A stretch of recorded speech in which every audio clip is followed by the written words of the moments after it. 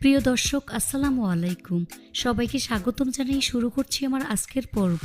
আজকে আমি আপনাদের 1 কাপ ময়দা, আলু, গাজর দিয়ে দারুণ মজার অনেক বেশি খাস্তা সকাল বিকেলে নাস্তা তৈরি করে দেখাবো। এই নাস্তাটি তৈরি করা খুবই সহজ, একদমই ঝামেলা ছাড়াই ঘরে থাকা সামান্য উপকরণ দিয়ে ঝটপট এই নাস্তাটি বাসায় তৈরি করে নিতে পারবেন। খেতে কিন্তু অনেক বেশি মজার হয়। একবার তৈরি করে খেলে বারবার এই নাস্তাটি খেতে চাইবেন। আশা করছি আজকের রেসিপি সবার কাছে অনেক বেশি ভালো লাগবে। তো চলুন রেসিপিটি দেখে নিচ্ছি। এই রেসিপিটি তৈরি করার জন্য প্রথমে একটি মিক্সিং বলে 1 কাপ পরিমাণ ময়দা নিয়ে নিচ্ছি। আপনারা চাইলে আটা ব্যবহার করতে পারবেন। স্বাদমতো লবণ অ্যাড করে দিচ্ছি, সাথে 1 চা চামচ পরিমাণ চিনি দিয়ে দিচ্ছি, 1 টেবিল চামচ পরিমাণ সয়াবিন তেল দিয়ে দিচ্ছি। এবার সবগুলো উপকরণ একসাথে খুব ভালো করে মিশিয়ে নিতে হবে। হাত দিয়ে ঘষে ঘষে তেল ময়দার সাথে খুব ভালো করে মিশিয়ে নিচ্ছি, কারণ ময়ানটা যত ভালো হবে এই নাস্তা তত বেশি খাস্তা এবং পারফেক্ট হবে। যখন দেখবেন হাত দিয়ে মুঠ করলে এরকম দলা পেকে যায়, তখন বুঝতে হবে ময়ানটা একেবারে পারফেক্ট হয়েছে, অর্থাৎ তেল ময়দার সাথে খুব ভালো করে মিশে গিয়েছে। এবার এর মধ্যে অল্প অল্প করে পানি অ্যাড করে সফট একটি ডো তৈরি করে নিতে হবে। এই ডোটা কোনোভাবেই শক্ত করে ফেলা যাবে না, তাহলে নাস্তাটা ভালো হবে না। আবার একেবারে নরম করে ফেলা যাবে না, তাহলে নাস্তার শীট বানাতে অসুবিধা হবে। এই তো ডোটা আমার মাখানো হয়ে গিয়েছে। এই ডোটাকে আরও কিছুক্ষণ সময় নিয়ে মথে নিচ্ছি। উপরে কিছুটা পরিমাণ সয়াবিন তেল দিয়ে মেখে নিচ্ছি, এতে করে ডোটা ড্রাই হয়ে যাবে না, একেবারে সফট থাকবে। কিচেন টাওয়াল দিয়ে ঢেকে দিচ্ছি, তারপর ঢাকনা দিয়ে ঢেকে রেস্টে রেখে দেব প্রায় 20 মিনিটের মতো।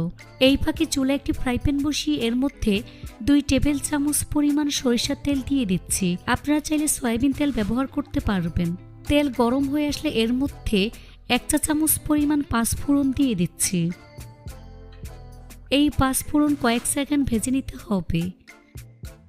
তারপর হাফ কাপ পরিমাণ পেঁয়াজ কুচি দিয়ে দিচ্ছি। পেঁয়াজটাকে এরকম ছোট করে কেটে নিয়েছি। এখন পেঁয়াজটাকে কিছুক্ষণ ভেজে নিতে হবে, তবে খুব বেশি ভাজতে হবে না, পেঁয়াজ নরম হওয়া পর্যন্ত ভাজলেই হবে। কিছুক্ষণ ভেজে নেওয়ার পর যখন দেখবেন পেঁয়াজের কালার চেঞ্জ হয়ে গিয়েছে, তখন এর মধ্যে একটি মিডিয়াম সাইজের গ্রেট করা আলু দিয়ে দিচ্ছি। 1/4 কাপ পরিমাণ গ্রেট করা গাজর দিয়ে দিচ্ছি। আলু গাজর পেঁয়াজের সাথে খুব ভালো করে মিশিয়ে নিচ্ছি। এভাবে 2 থেকে 3 মিনিটের মতো ভেজে নিতে হবে। তারপর একে একে গুঁড়া মশলাগুলো আমি দিয়ে দিচ্ছি। প্রথমে দিয়ে দিচ্ছি 1/4 চা চামচ পরিমাণ কাশ্মীরি লাল মরিচের গুঁড়া, ধনিয়ার গুঁড়া 1/4 চা চামচ পরিমাণ, হলুদের গুঁড়া 1/4 চা চামচ পরিমাণ, ভাজা জিরার গুঁড়া 1/4 চা চামচ পরিমাণ, চাট মশলার গুঁড়া 1 চা চামচ পরিমাণ। গুঁড়া মশলা সবকিছুর সাথে খুব ভালো করে মিশিয়ে নিচ্ছি। এভাবে 1 থেকে 2 মিনিটের মতো আমি ভেজে নেব। তারপর দিয়ে দিচ্ছি 2 থেকে 3টি কাঁচামরিচ কুচি, একটি ছোট সাইজের টমেটো কিউব করে কেটে দিয়ে দিচ্ছি। কাঁচামরিচ, টমেটো আলুর সাথে খুব ভালো করে মিশিয়ে নিচ্ছি। এভাবে 2 মিনিটের মতো আমি রান্না করে নেব। তারপর দিয়ে দিচ্ছি স্বাদমতো লবণ। লবণ ভালো করে মিশিয়ে নিচ্ছি। এভাবে আমি 2 থেকে 3 মিনিটের মতো ভেজে নেব। সবজি ভালো করে সিদ্ধ হওয়ার জন্য সামান্য পরিমাণ পানি অ্যাড করে দিচ্ছি। এখানে আমি 1/4 কাপ পরিমাণ পানি দিয়েছি। এখন চুলার আঁচ মিডিয়াম টু লো হিটের মাঝামাঝি রেখে ঢাকনা দিয়ে ঢেকে রেখে দেব যতক্ষণ পর্যন্ত না পানি শুকিয়ে আসে আর সবজি ভালো করে সিদ্ধ হয়ে আসে। কিছুক্ষণ পর ঢাকনা সরিয়ে নিচ্ছি। দেখুন আমার সবজিগুলো সিদ্ধ হয়ে গিয়েছে আর পানি একেবারে শুকিয়ে গিয়েছে। এখন চুলা বন্ধ করে এই পুরটাকে ভালো করে ঠান্ডা করে নিতে হবে। ফিরে আসলাম 20 মিনিট পর। এখন ঢাকনা সরিয়ে ডোটাকে আরও কিছুক্ষণ সময় নিয়ে আমি মথে নিচ্ছি। এই ডোটাকে সমান 3 ভাগে ভাগ করে নেব। এখান থেকে একটি লেচি নিয়ে ঠিক এভাবে গোল বলের মতো আমি তৈরি করে নিচ্ছি।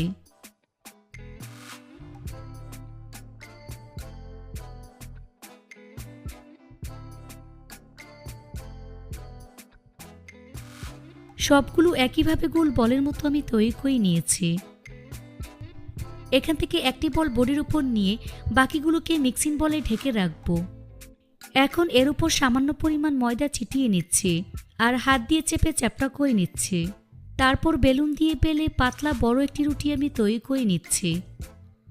রুটিটাকে যতটা সম্ভব পাতলা বড় করে বেলতে হবে।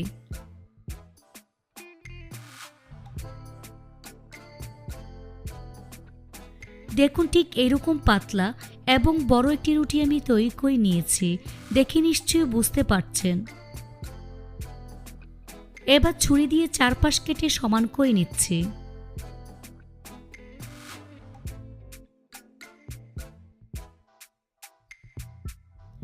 তারপর সমান 3টি লম্বা শিট আমি কেটে নিচ্ছি। একটু খেয়াল করলে বুঝতে পারবেন কাজটা আমি কিভাবে করছি।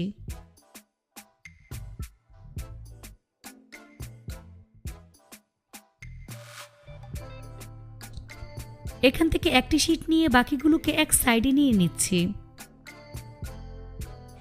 এখন শিটের মধ্যে এভাবে লম্বালম্বি করে পুর দিয়ে দিচ্ছি।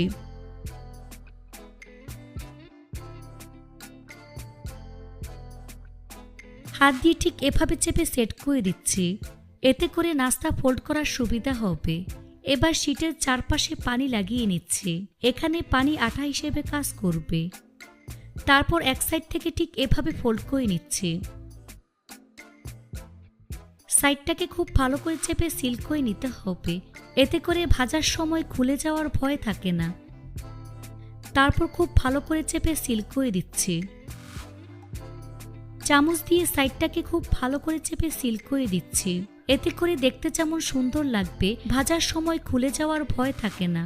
এই তো একটি নাস্তা আমি তৈরি করে নিয়েছি।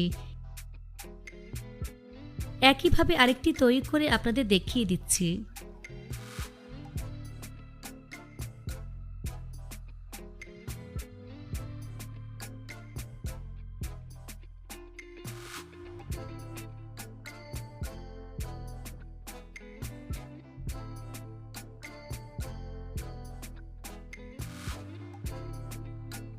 এই তো আরো একটি নাস্তা আমি তৈরি করে নিয়েছি। সবগুলো নাস্তা আমি তৈরি করে নিয়েছি। এবার নাস্তাগুলো ভাজার পালা। চুলে একটি ফ্রাই প্যান বসিয়ে পরিমাণ মতো সয়াবিন তেল দিয়ে তেলটাকে মিডিয়াম আঁচে গরম করে নিয়েছি। এবার চুলার আঁচ মিডিয়াম টু লো হিটের মাঝামাঝি রেখে এর মধ্যে একে একে নাস্তাগুলো আমি দিয়ে দিচ্ছি।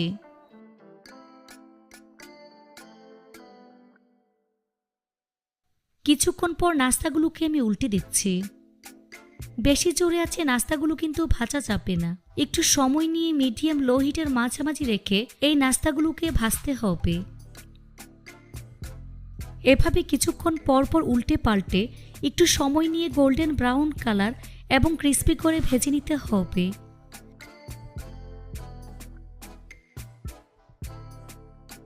এই তো নাস্তাগুলো ভাজা হয়ে গিয়েছে, দেখুন খুব সুন্দর কালার চলে এসেছে। এখন ছাঁকনি দিয়ে তেল ছেঁকে নাস্তার প্লেটে নিয়ে নিচ্ছি।